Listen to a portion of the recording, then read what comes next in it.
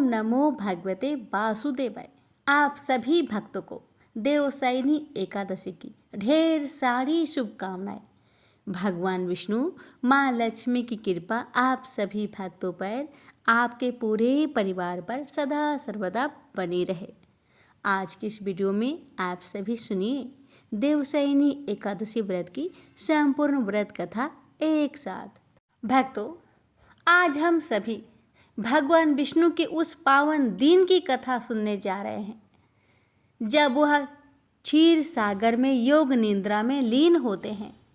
यह वही दिन है देवशयनी एकादशी की, जब सारा सृष्टि चतुर्मास में प्रवेश करती है और व्रत, उपवास, भक्ति और तपस्या का दिव्य युग आरंभ होता है। आइए इस पुण्य अवसर पर हरि नाम का स्मरण करें, अपने अंतरात्मा को पवित्र करें और श्रद्धा से सुने देवशयनी एकादशी व्रत की संपूर्ण कथा। भक्तों, हाथों को जोड़िए और भगवान से पहले प्रार्थना करते हैं। हे गजानन, हे गणपति महाराज, आप ही समस्त मंगलों के अधिपति हैं। आपकी कृपा के बिना कोई भी शुभ कार्य सिद्ध नहीं होता। इसलिए आज जब हम इस पावन कथा की शुरुआत कर रहे हैं तो पहले आपको प्रणाम करते हैं। हे विघ्नहर्ता, हमारी वाणी में मधुरता, मन में भक्ति और वातावरण में शुभता बनी रहे और आपका आशीर्वाद हमें जीवन पथ पर सदा मार्गदर्शन देता रहे। भक्तों, अब मैं श्रद्धा और भाव से श्री गणेश जी की एक छोटी सी कथा सुनाऊंगी और फिर देवशयनी एकादशी की संपूर्ण कथा सुनाने जा रही हूँ। आप सभी श्रोतागण प्रेम पूर्वक ध्यान से श्रवण करें, तभी तो व्रत पूर्ण माना जाता है। प्रेम से बोलिए जय श्री गणेश, जय श्री हरि। कथा। एक समय की बात है, एक भाई बहन रहते थे। बहन का नियम था कि वह अपने भाई का चेहरा देखे ही खाना खाती थी। हर रोज वह सुबह उठती थी और जल्दी जल्दी सारा काम करके अपने भाई का मुंह देखने के लिए उसके घर जाती थी। एक दिन रास्ते में एक पीपल के नीचे गणेश जी की मूर्ति रखी थी। उसने भगवान के सामने हाथ जोड़कर कहा कि मेरे जैसा अमर सुहाग और मेरे जैसा अमर पिहर सबको दीजिए। यह कहकर वह आगे बढ़ जाती है। जंगल के झाड़ियों के कांटे उसके पैरों में चुभा करते जाते थे। एक दिन भाई के घर बहन पहुंची और भाई का मुख देखकर बैठ गई तो भाभी ने पूछा, पैरों में क्या हो गया है? यह सुनकर उसने भाभी को जवाब दिया कि रास्ते में जंगल के झाड़ियों के गिरे हुए कांटे पाँव में चुभ गए हैं। जब वह वापस अपने घर आ जाए तब भाभी ने अपने पति से कहा कि रास्ते को साफ करवा दो, आपकी बहन के पाँव में बहुत सारे कांटे चुभ गए हैं। भाई ने तब कुल्हाड़ी लेकर सारी झाड़ियों को काटकर रास्ता साफ कर दिया, जिससे गणेश जी का स्थान भी वहां से हट गया। यह देखकर भगवान गुस्सा हो गए और उसके भाई के प्राण हर लिए।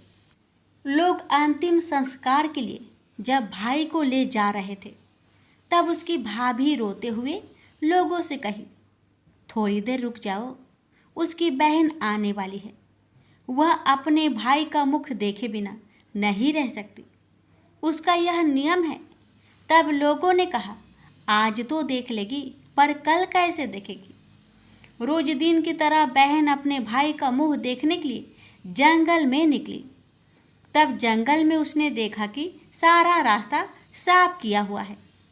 जब वह आगे बढ़ी तो उसने देखा कि सिद्धि विनायक को भी वहां से हटा दिया गया है।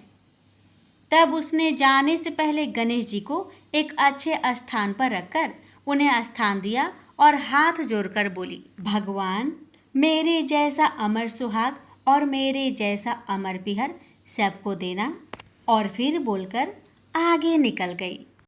भगवान तब सोचने लगे, अगर इसकी नहीं सुनी तो हमें कौन मानेगा, हमें कौन पूजेगा? तब सिद्धि विनायक ने उसे आवाज दी, बेटी, इस खेजड़ी की 7 पत्तियां लेकर जा और उसे कच्चे दूध में घोलकर भाई के ऊपर छींटा मार देना, वह उठकर बैठ जाएगा। यह सुनकर जब पीछे मुड़ी तो वहाँ कोई नहीं था। फिर वह यह सोचने लगी कि ठीक है, जैसा सुना वैसा कर लेती हूँ। फिर वह 7 खेजड़ी की पत्तियाँ लेकर अपने भाई के घर पहुँची। उसने देखा वहाँ कई लोग बैठे हुए हैं। भाभी बैठी रो रही है और भाई की लाश रखी है। तब उसने उस 7 पत्तियों को बताए हुए नियम के तहत भाई के ऊपर इस्तेमाल किया। तब भाई उठकर बैठ गया। भाई बोला बहन से, बोला मुझे बहुत ही गहरी नींद आ गई थी। तब बहन बोली यह नींद किसी दुश्मन को भी ना आए, और उसने सारी बात अपने भाई को बता दी। तो मान्यता के अनुसार ये है गणेश जी की चमत्कारी कथा। प्रेम से बोलिए गणेश भगवान जी की जय हो। धर्मराज युधिष्ठिर कहने लगे, हे माधव, हे विष्णु, हे योगेश्वर, आप कृपा करके मुझे बताइए, आषाढ़ महीने की शुक्ला पक्ष की देवशयनी एकादशी का क्या महत्व है। हे प्रभु, आप त्रिलोक के नाथ है, धर्म के आधार है, कृपा कर बताइए, आषाढ़ शुक्ल एकादशी को उपवास और पूजन से क्या पुण्य फल प्राप्त होता है और इसकी कथा क्या है, सो विस्तार पूर्वक बतलाइए। श्री कृष्ण कहने लगे कि हे युधिष्ठिर, जिस कथा को ब्रह्मा जी ने नारद जी से कहा था वही मैं तुमसे कहता हूँ। एक समय नारद जी ने ब्रह्मा जी से यही प्रश्न किया था। तब ब्रह्मा जी ने उत्तर दिया कि हे नारद, तुमने कलयुगी जीवों के उद्धार के लिए बहुत उत्तम प्रश्न किया है, क्योंकि देवशयनी एकादशी का व्रत सब व्रतों में उत्तम है। इस व्रत से समस्त पाप नष्ट हो जाते हैं, और जो मनुष्य इस व्रत को नहीं करते वे नरकगामी होते हैं। इस व्रत के करने से भगवान विष्णु प्रसन्न होते हैं। इस एकादशी का नाम पद्मा है। अब मैं तुमसे एक पौराणिक कथा कहता हूँ, तुम मन लगाकर सुनो। सतयुग में मानधाता नामक एक चक्रवर्ती सम्राट राज्य करते थे। उनके राज्य में प्रजा बहुत सुखी थी, किंतु भविष्य में क्या हो जाए ये कोई नहीं जानता। अतः वे इस बात से अनभिज्ञ थे कि उनके राज्य में शीघ्र ही भयंकर अकाल पड़ने वाला है। उनके राज्य में पूरे 3 वर्ष तक वर्षा न होने के कारण भयंकर अकाल पड़ा। इस अकाल से चारों ओर त्राही मच गई। धर्म पक्ष के यज्ञ, हवन, पिंडदान, कथा, व्रत आदि में कमी हो गई। जब मुसीबत पड़ी हो तो धार्मिक कार्यों में प्राणी की रुचि कहाँ रह जाती है। प्रजा ने राजा के पास जाकर अपनी वेदना की दोहाई दी। राजा तो इस स्थिति को लेकर पहले से ही दुखी थे। वे सोचने लगे कि आखिर मैंने ऐसा कौन सा पाप कर्म किए हैं जिसका दंड मुझे इस रूप में मिल रहा है। फिर इस कष्ट से मुक्ति पाने का कोई साधन करने के उद्देश्य से राजा सेना को लेकर जंगल की ओर चल दिए। वहां विचरण करते करते एक दिन वे ब्रह्मा जी के पुत्र अंगिरा ऋषि के आश्रम में पहुंचे और उन्हें साष्टांग प्रणाम किया। ऋषिवर ने 80 वर्जनों उपरांत कुशल क्षेम पूछा। फिर जंगल में विचरने व अपने आश्रम में आने का प्रयोजन जानना चाहा। तब राजा ने हाथ जोड़कर कहा, महात्मन, सभी प्रकार से धर्म का पालन करता हुआ भी मैं अपने राज्य में दुर्भिक्ष का दृश्य देख रहा हूँ। आखिर किस कारण से ऐसा हो रहा है? कृपया इसका समाधान करें। यह सुनकर महर्षि अंगिरा ने कहा, हे राजन, सब युगों से उत्तम यह सतयुग है। इसमें छोटे से पाप का भी बड़ा भयंकर दंड मिलता है। इसमें धर्म अपने चारों चरणों में व्याप्त रहता है। ब्राह्मण के अतिरिक्त किसी अन्य जाति को तप करने का अधिकार नहीं है, जबकि आपके राज्य में एक क्षुद्र तपस्या कर रहा है। यही कारण है कि आपके राज्य में वर्षा नहीं हो रही है। जब तक वह काल को प्राप्त न होगा, तब तक यह दुर्भिक्ष शांत नहीं होगा। दुर्भिक्ष की शांति उसे मारने से ही संभव है। किंतु राजा का हृदय एक नर अपराध क्षुद्र तपस्वी का समन करने को तैयार नहीं हुआ। उन्होंने कहा, हे देव, मैं उस निरपराध को मार दूं, यह बात मेरा मन स्वीकार नहीं कर रहा है। कृपा करके आप कोई और उपाय बताए। महर्षि अंगिरा ने बताया, आषाढ़ माह के शुक्ला पक्ष की एकादशी का व्रत करें। इस व्रत के प्रभाव से अवश्य ही वर्षा होगी। राजा अपने राज्य की राजधानी लौट आए और चारों वर्णों सहित पद्मा एकादशी का विधि पूर्वक व्रत किया। व्रत के प्रभाव से उनके राज्य में मूसलाधार वर्षा हुई और पूरा राज्य धन धान्य से परिपूर्ण हो गया। ब्रह्मवैवर्त पुराण में देवशयनी एकादशी के विशेष महात्म्य का वर्णन किया गया है। इस व्रत से प्राणी की समस्त मनोकामनाएं पूर्ण होती है। तो भक्तों, ये थी देवशयनी एकादशी की दिव्य कथा, जिसे श्रद्धा पूर्वक सुनने से भक्तों की हर मनोकामना अवश्य ही पूरी हो जाती है।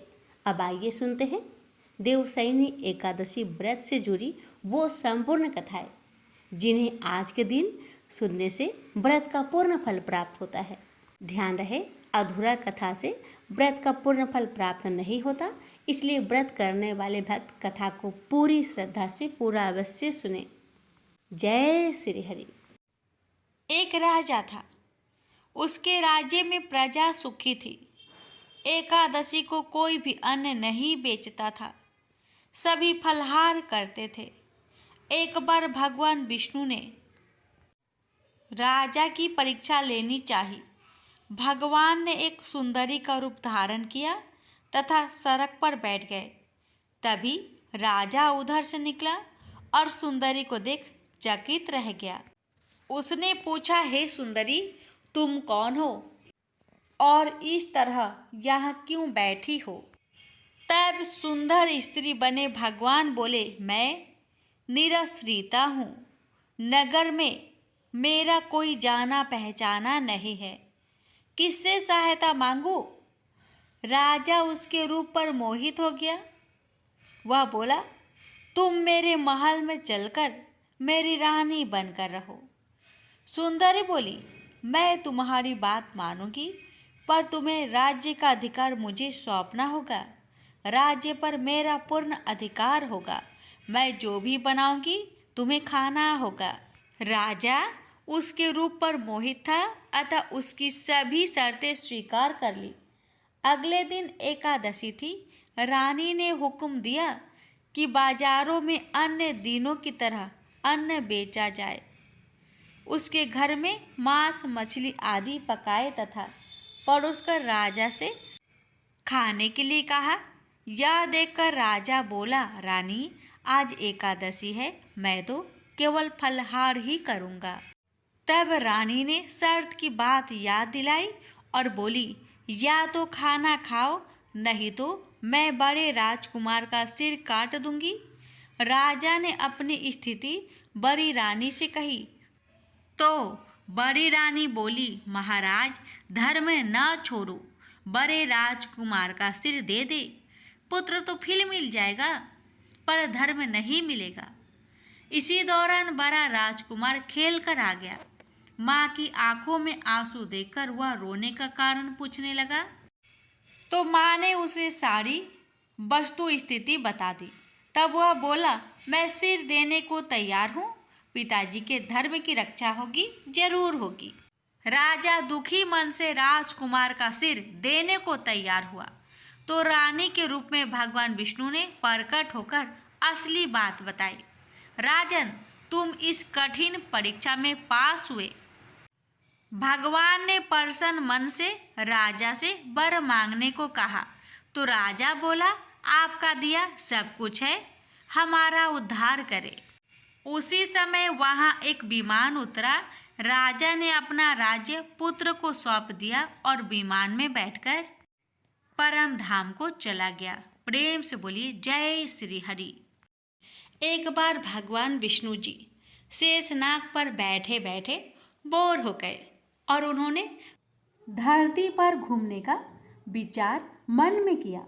वैसे भी कई साल बीत गए थे। धरती पर आए और वह अपनी यात्रा की तैयारी में लग गए।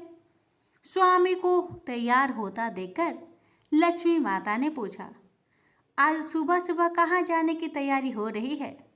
विष्णु जी ने कहा, हे लक्ष्मी, मैं धरती लोक पर घूमने जा रहा हूँ।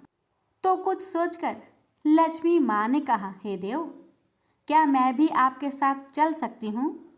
भगवान विष्णु ने 2 पल सोचा, फिर कहा, एक शर्त है, तुम मेरे साथ चल सकती हो। तुम धरती पर पहुंचकर उत्तर दिशा की ओर बिल्कुल मत देखना।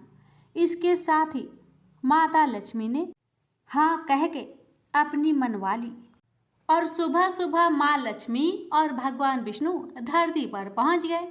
अभी सूर्य देवता निकल रहे थे।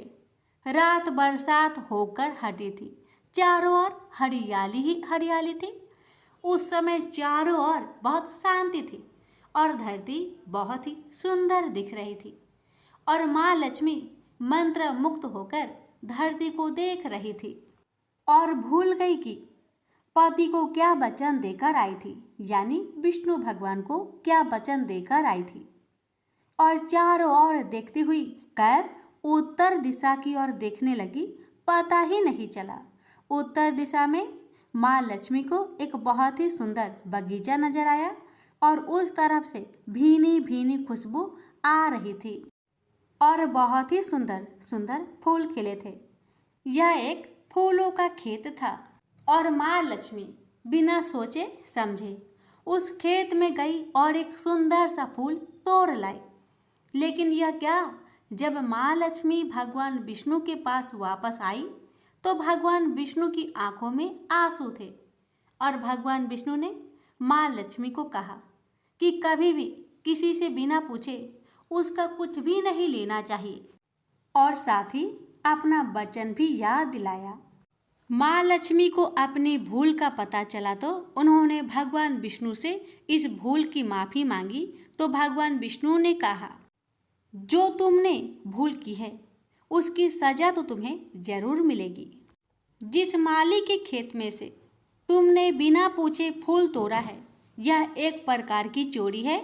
इसलिए अब तुम 3 साल तक माली के घर नौकर बनकर रहो। उसके बाद मैं तुम्हें बैंकुट में वापस बुलाऊंगा। माँ लक्ष्मी ने चुपचाप सर झुकाकर हाँ कर दी। आजकल की लक्ष्मी थोड़ी थी और वैसे भी भगवान की लीला न्यारी है।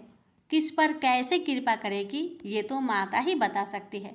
आगे होता ही ये, लक्ष्मी एक गरीब औरत का रूप धारण करके उस खेत के मालिक के घर गई। घर क्या, एक झोपड़ा था और मालिक का नाम माधव था। माधव की बीवी, 2 बेटे और 3 बेटियां थी। सभी उस छोटे से खेत में काम करके किसी तरह से गुजारा करते थे। माँ लक्ष्मी जब एक साधारण और गरीब औरत बनकर जब माधव के झोपड़े पर गई तो माधव ने पूछा, बहन तुम कौन हो और इस समय तुम्हें क्या चाहिए? तब माँ लक्ष्मी ने कहा, मैं एक गरीब औरत हूँ, मेरी देखभाल करने वाला कोई नहीं है। मैंने कई दिनों से खाना भी नहीं खाया, मुझे कोई काम दे दो, साथ में मैं तुम्हारे घर का काम भी कर दिया करूँगी। बस मुझे अपने घर में एक कोने में आसरा दे दो। माधव बहुत ही अच्छे दिल का मालिक था। उसे दया आ गई, लेकिन उसने कहा, बहन मैं तो बहुत गरीब हूँ, मेरी कमाई से मेरे घर का खर्च मुश्किल से चलता है। लेकिन अगर मेरी 3 की जगह 4 बेटियाँ होती तो भी मैंने गुजारा करना ही था। अगर तुम मेरी बेटी बनकर जैसा रूखा सूखा हम खाते हैं उसमें खुश रह सकती हो तो बेटी बनकर अंदर आ जाओ। माधव ने माँ लक्ष्मी को अपने झोपड़े में शरण दे दी और माँ लक्ष्मी 3 साल तक उस माधव के घर पर नौकरानी बनकर रही। जिस दिन माँ लक्ष्मी माधव के घर आई थी, उससे दूसरे दिन ही माधव को इतनी आमदनी हुई, फूल बेचकर ही शाम को एक गाय खरीद ली। फिर धीरे धीरे माधव ने काफी जमीन खरीद ली और सबने अच्छे अच्छे कपड़े भी बनवा लिए और फिर एक बड़ा पक्का घर भी बनवा लिया।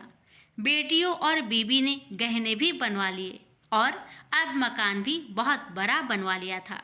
माधव हमेशा सोचता था कि मुझे ये सब इस महिला के आने के बाद ही मिला है। इस बेटी के रूप में मेरी किस्मत आ गई है मेरी। और अब 2 से 5 साल बीत गए थे, लेकिन माँ लक्ष्मी अब भी घर में और खेत में काम करती थी। एक दिन माधव जब अपने खेतों से काम कर खत्म करके घर आया तो उसने अपने घर के सामने द्वार पर एक देवी स्वरूप गहनों से लदी एक औरत को देखा।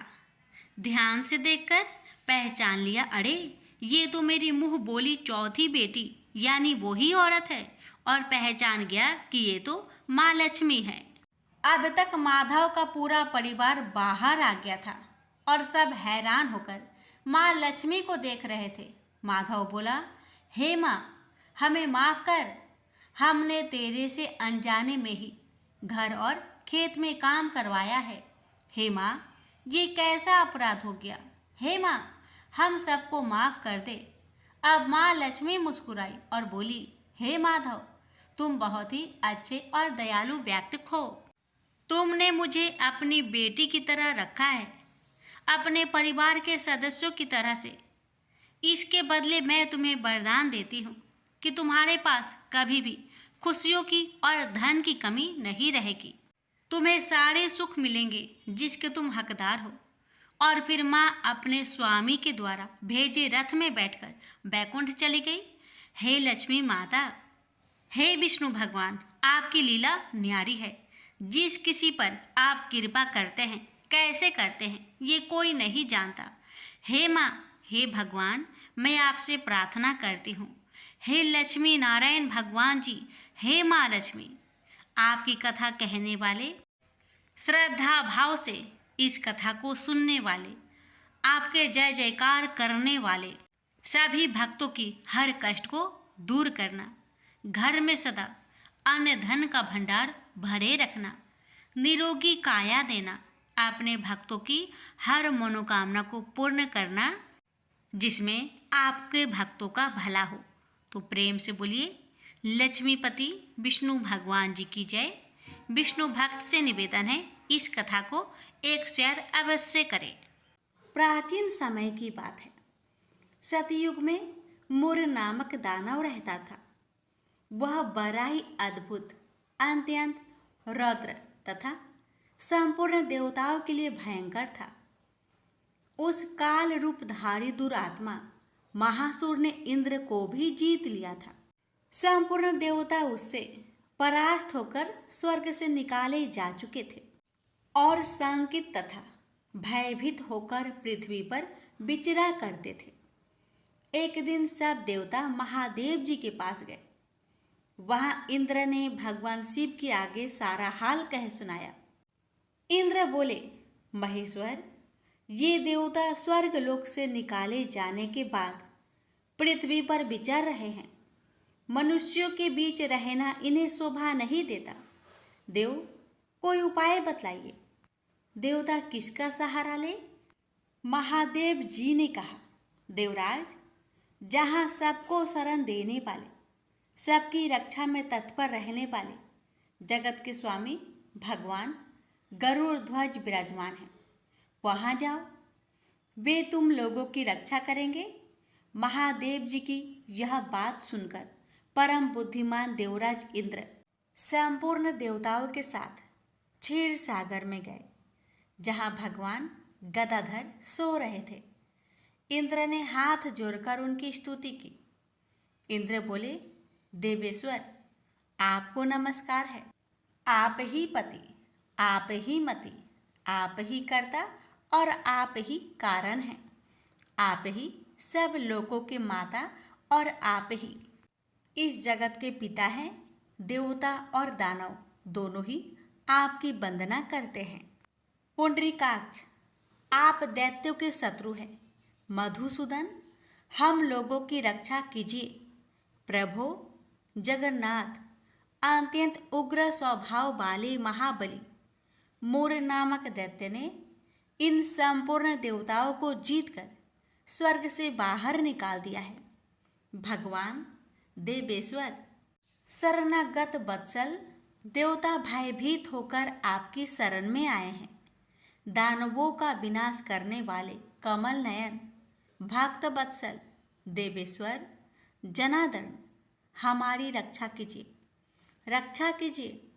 भगवान शरण में आए हुए देवताओं की सहायता कीजिए। इंद्र की बात सुनकर भगवान विष्णु बोले, देवराज, यह दानव कैसा है, उसका रूप और बल कैसा है, तथा उस दुष्ट के रहने का स्थान कहाँ है? इंद्र बोले, देवेश्वर, पूर्व काल में ब्रह्मा जी के वंश में तालजंग नामक एक महान असुर उत्पन्न हुआ था, जो अत्यंत भयंकर था। उसका पुत्र मूर दानव के नाम से विख्यात है। वह भी अत्यंत उत्कट, महापराक्रमी और देवताओं के लिए भयंकर है। चंद्रावती नाम से प्रसिद्ध एक नगरी है, उसी में स्थान बनाकर वह निवास करता है। उस दैत्य ने समस्त देवताओं को परास्त करके उन्हें स्वर्गलोक से बाहर कर दिया है। उसने एक दूसरे ही इंद्र को स्वर्ग के सिंहासन पर बैठाया है। अग्नि, चंद्रमा, सूर्य, वायु तथा वरुण भी उसने दूसरे ही बनाए हैं। जनार्दन, मैं सच्ची बात बता रहा हूँ, उसने सब कोई दूसरे ही कर लिए हैं। देवताओं को तो उसने उनके प्रत्येक स्थान से वंचित कर दिया है। इंद्र की यह बात सुनकर भगवान जनार्दन को बड़ा क्रोध आया। उन्होंने देवताओं को साथ लेकर चंद्रावती नगर में प्रवेश किया। भगवान गदाधर ने देखा कि दैत्यराज बारंबार गर्जना कर रहा है और उससे परास्त होकर संपूर्ण देवता दसों दिशाओं में भाग रहे हैं। अब वह दानव भगवान विष्णु को देखकर बोला, खड़ा रह, खड़ा रहा। उसकी यह ललकार सुनकर भगवान के नेत्र क्रोध से लाल हो गए। वे बोले, अरे दुराचारी दानव, मेरी इन भुजाओं को देख। यह कहकर श्री विष्णु ने अपने दिव्य बाणों से सामने आए हुए दुष्ट दानव को मारना आरंभ किया। दानव भय से विहल हो उठे। पांडुनंदन, तत्पश्चात श्री विष्णु ने दैत्य सेना पर चक्र का प्रहार किया। उससे छिन्न भिन्न होकर सैकड़ों योद्धा मौत के मुख में चले गए। इसके बाद भगवान मधुसूदन बद्रिका आश्रम को चले गए। वहां सिंहावती नाम की गुफा थी, जो 12 योजन लंबी थी। उस गुफा में एक ही दरवाजा था। भगवान विष्णु उसी में सो गए। वह दानव मूर भगवान को मार डालने के उद्योग में उनके पीछे पीछे तो लगा ही था। अतः उसने भी उसी गुफा में प्रवेश किया। वहां भगवान को सोते देख उसे बड़ा हर्ष हुआ। उसने सोचा, यह दानों को भय देने वाला देवता है, अतः निसंदेह इसे मार डालूंगा। दानव के इस प्रकार विचार करते ही भगवान विष्णु के शरीर से एक कन्या प्रकट हुई, जो बड़ी ही रूपवती, सौभाग्यशालिनी तथा दिव्य अस्त्र शस्त्रों से सुसज्जित थी। वह भगवान के तेज के अंश से उत्पन्न हुई थी। उसका बल और पराक्रम महान था। दानवराज मूर ने उस कन्या को देखा। कन्या ने युद्ध का विचार करके दानव के साथ युद्ध के लिए याचना की। युद्ध छिड़ गया। कन्या सब प्रकार की युद्ध कला में निपुण थी। वह मूर नामक महान असुर उसके हुक्कार मात्रा से राख का ढेर हो गया। दानव के मारे जाने पर भगवान जाग उठे।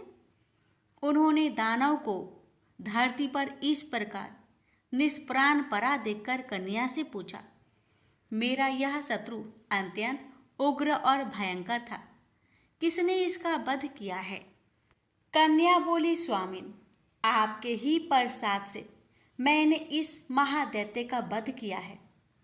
श्री भगवान ने कहा, कल्याणी, तुम्हारे इस कर्म से तीनों लोकों के मुनि और देवता आनंदित हुए हैं, अतः तुम्हारे मन में जैसी इच्छा हो उसके अनुसार मुझसे कोई वर मांग लो। देव दुर्लभ होने पर भी वह वर मैं तुम्हें दूंगा, इसमें तनिक भी संदेह नहीं है। वह कन्या साक्षात एकादशी ही थी। उसने कहा, प्रभु, यदि आप प्रसन्न हैं तो मैं आपकी कृपा से सब तीर्थों में प्रधान, समस्त विघ्नों का नाश करने वाली तथा सब प्रकार की सिद्धि देने वाली देवी हूँ। जनार्दन, जो लोग आप में भक्ति रखते हुए मेरे दिन को उपवास करेंगे उन्हें सब प्रकार की सिद्धि प्राप्त हो। माधव, जो लोग उपवास, नक्त भोजन अथवा एक भुक्त करके मेरे व्रत का पालन करें उन्हें आप धन, धर्म और मोक्ष प्रदान कीजिए। श्री विष्णु बोले, कल्याणी, तुम जो कुछ कहती हो वह सब पूर्ण होगा। प्रेम से बोलिए, एकादशी माता की जय। सभी व्रत में सुनी जाने वाली लपसी तपसी की कथा।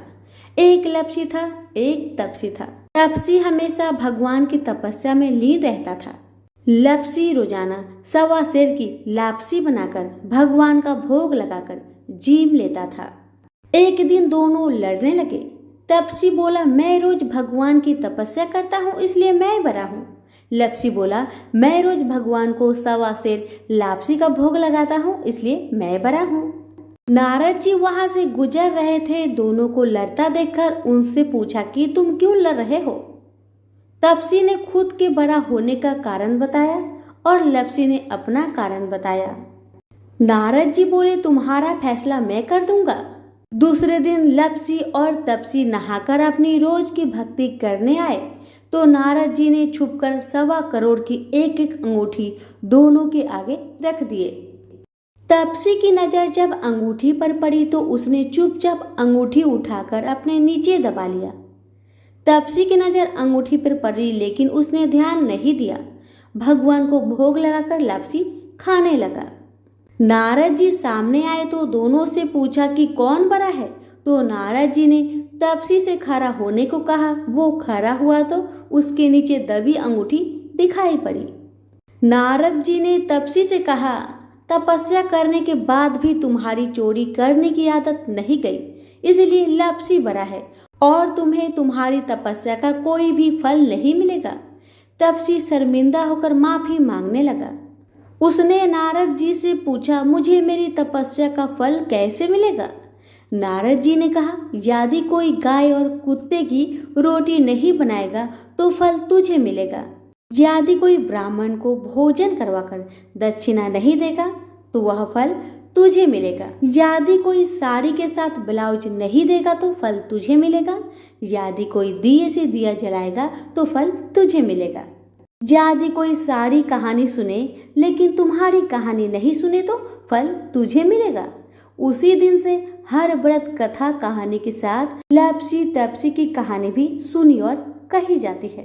प्रेम से बोलिए, लक्ष्मी नारायण की जय। आप श्रवण करें जगदीश जी की आरती। ओम जय जगदीश हरे, स्वामी जय जगदीश हरे। भक्त जनों के संकट क्षण में दूर करे। ओम जय जगदीश हरे। जो ध्यावे फल पावे, दुख बिन से मन का। स्वामी दुख बिन से मन का। सुख संपत्ति घर आवे, कष्ट मिटे तन का। ओम जय जगदीश हरे। मात पिता तुम मेरे, शरण कहूँ किसकी। स्वामी शरण कहूँ किसी की, तुम्हें बिनु और न दूजा आस करो जिसकी। ओम जय जगदीश हरे, तुम्हें पूर्ण परमात्मा, तुम अंतर्यामी, पर ब्रह्मा परमेश्वरी, तुम सबके स्वामी। ओम जय जगदीश हरे, तुम्हें करुणा के सागरी, तुम्हें पालन करता, मैं मूरख खल कामी, कृपा करो भरता। ओम जय जगदीश हरे, तुम हो एक अगोचरी, सबके प्राणपति, प्रभु सबके प्राणपति, किस विधु मिलू दया मिली, तुमको मैं कुमति। ओम जय जगदीश हरे, इन बंधु दुख हरता, तुम ठाकुर मेरे, प्रभु तुम ठाकुर मेरे। अपने हाथ उठाओ द्वार पर तेरे, ओम जय जगदीश हरे, विषय विकार मिटाओ, पाप हरो देवा, श्रद्धा भक्ति बढ़ाओ, संतन की सेवा। ओम जय जगदीश हरे, तन मन धन और संपत्ति सब कुछ है तेरा, प्रभु सब कुछ है तेरा, तेरा तुझको अर्पण क्या लागे मेरा। ओम जय जगदीश हरे, जगदीश्वर जी की आरती जो कोई नर गावे, कहत शिवानंद स्वामी, मनोवांछित फल पावे। ओम जय जगदीश हरे।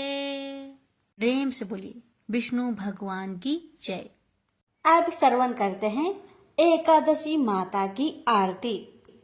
ओम जय एकादशी, जय एकादशी, जय एकादशी माता, विष्णु पूजा व्रत को धारण कर शक्ति मुक्ति पाता। ओम जय एकादशी माता, तेरे नाम गिनाऊं देवी, भक्ति प्रदान करने, गण गौरव की देनी माता, शास्त्रों में बरनी। ओम जय एकादशी माता, मार्गशीर्ष के कृष्णा पक्ष की उत्पन्ना विश्वातारिणी जन्मी, शुक्ल पक्ष में हुई मोक्षदा मुक्ति दाता बनाई। ओम जय एकादशी माता, पौष के कृष्णा पक्ष की सफला नामक है, शुक्ल पक्ष में होए पुत्र दा आनंद अधिक रहे। ओम जय एकादशी माता, नाम सटटिला माघ मास में कृष्ण पक्ष आवे, शुक्ल पक्ष में जया कहावे, विजय सदा पावे। ओम जय एकादशी माता, विजया फाल्गुन कृष्ण पक्ष में शुक्ल आमल की, पाप मोचनी कृष्ण पक्ष में चैत्र महाबली की। ओम जय एकादशी माता, चैत्र शुक्ल में नाम कामदा धन देने वाली, नाम बरुथनी कृष्ण पक्ष में वैशाख महावाली। ओम जय एकादशी माता, शुक्ल पक्ष में होई मोहिनी, अपरा ज्येष्ठ कृष्ण पक्षी, नाम निर्जला सब सुख करने कृष्ण पक्ष रखी। ओम जय एकादशी माता, योगिनी नाम आषाढ़ में जानो कृष्ण पक्ष करनी। देवसैनी नाम कहायो शुक्ल पक्ष धरनी। ओम जय एकादशी माता। कामिक श्रावण मास में आवे कृष्ण पक्ष कहिए। श्रावण शुक्ल होए पवित्र आनंद से रहिए। श्रावण शुक्ल होए पवित्र आनंद से रहिए। ओम जय एकादशी माता। जा भाद्रपदे कृष्ण पक्ष की परिवर्तनी शुक्ला। इंद्र आश्विन कृष्ण पक्ष में व्रत से भव सागर निकला। ओम जय एकादशी माता। पापंकुशा है शुक्ला पक्ष में आप हरण हारी। रमा मास कार्तिक में आवे सुखदायके भारी। ओम जय एकादशी माता। देवोत्थानी शुक्ला पक्ष की दुख ना सके मैया। देवोत्थानी शुक्ला पक्ष की दुख ना सके मैया। पावन मास में करूँ विनती पार करो नैया। पावन मास में करूँ विनती पार करो नैया। ओम जय एकादशी माता। परमा कृष्ण पक्ष में होती जन मंगल करनी। परमा कृष्ण पक्ष में होती जन मंगल करनी। शुक्ल मास में होए पद्मिनी दुख दरिद्र हरनी। शुक्ल मास में होए पद्मिनी दुख दरिद्र हरनी। ओम जय एकादशी माता। जो कोई आरती एकादशी की भक्ति सहित गावे। जो कोई आरती एकादशी की भक्ति सहित गावे। जन गुरुदिता स्वर्ग कबासा निश्चय वह पावे। जन गुरुदिता स्वर्ग कबासा निश्चय वह पावे। ओम जय एकादशी माता। जय एकादशी माता। प्रेम से बोलिए एकादशी माता की जय।